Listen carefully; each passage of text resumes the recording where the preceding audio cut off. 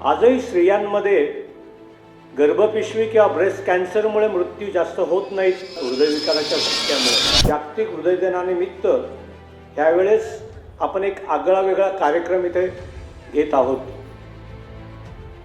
हृदयाचा ठोका थांबता कामा नये. मी तुमच्याशी पहिले 3 ते 4 गोष्टी शेअर करणार आहे.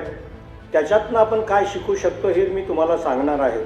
18 सप्टेंबर रोजी 12:15 वाजता माझ्या भाच्याचा फोन आला. मम्मीला ॲडमिट केलं आहे, पेसमेकर लावला आहे. मी तिथल्या कार्डिओलॉजिस्टशी बोललो. 30 मिनिटांपासून प्रयत्न करूनही तिचं हृदय चालू होऊ शकलं नाही. We lost our sister. मागच्या 2-3 दिवसापासून बेचैनी, अस्वस्थ वाटणं, ॲसिडिटीचा त्रास. आदल्या रात्री 1:30 वाजता छातीत व पाठीत दुखून आलं. 21 दिवसांपूर्वी तिला प्लास्टर लावलं तर ते उद्या काढायचं आहे. उद्याच आपण डॉक्टरला दाखवायला जाऊ. सकाळी ते हॉस्पिटलला निघाले आणि दरवाजातच ती कोसळली. हॉस्पिटलला पोहोचल्यानंतरही डॉक्टरांनी शर्त करूनही तिचे प्राण वाचू शकले नाही. आमची जिजाजी 7 वर्षापूर्वी असेच अचानक गेले. ती एकटी शिरूरला राहत होती. मुलं सुना पुण्यात होत्या. शी वॉज अ स्ट्रॉंग लेडी. ती दुकान कपड्याचं चालवत होती आणि अशी अचानक घटना घडल्यामुळे एक मोठं दुःख चोपडा परिवारावरती कोसळलं. याच्यातनं शिकण्यासारख्या 2-4 गोष्टी मला इथं सांगाव्याशा वाटतात.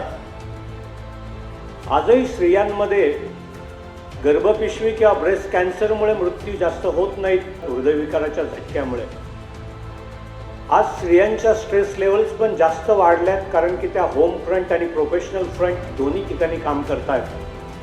आपण पहिले म्हणायचो की मेनोपॉज नंतर स्त्रियांमध्ये हृदयविकाराचा झटका येतो, पण आता मी 35-40मध्ये पण हा हृदयविकाराचा झटका बघत आहे. त्यांच्यात जर जे सिम्पटम्स आपले छातीत दुखणं, पाठीत दुखणं किंवा फार जास्त दुखून येणं, त्यापेक्षा बेचैन वाटणं, अस्वस्थ वाटणं, बरंच न वाटणं किंवा संध्याकाळपर्यंत थकवा येणं, अशी लक्षणं स्त्रियांमध्ये जास्त आढळतात.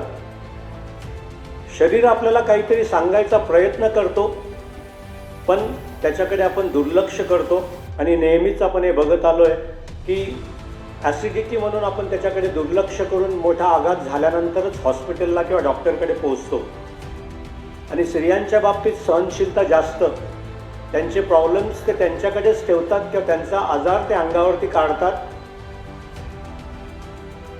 आणि त्याच्यामुळे अशी अघटित घटना अचानक होऊन जाते. पण त्याच्यामागे काहीतरी असतं जे आपण ओळखणं गरजेचं ठरतं.